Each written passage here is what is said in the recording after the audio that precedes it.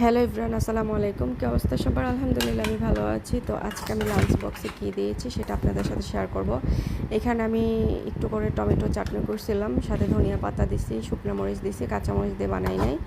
তারপর আমি রান্না করছিলাম আপনার টোনা ফিশটা আমি টমেটো দিয়ে ঝোল ঝোল করছিলাম, অত বেশি ঝোল করেই নাই, মাখা মাখা করে করছি আর কি। তারপর আমি রান্না করছিলাম ডাঁটা দিয়ে, ইলিশ মাছের মাথা দিয়ে। তো আমি ডাঁটা তরকারি কখনোই পছন্দ করি না খাইতে, আজকে রান্না করলাম।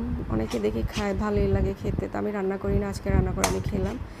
তো আমি আর কিছুই দিই না, ভাত দিয়েছি। তো আপনারা কে কীভাবে ডাঁটা রান্না করেন অবশ্যই কমেন্ট বক্সে জানাবেন।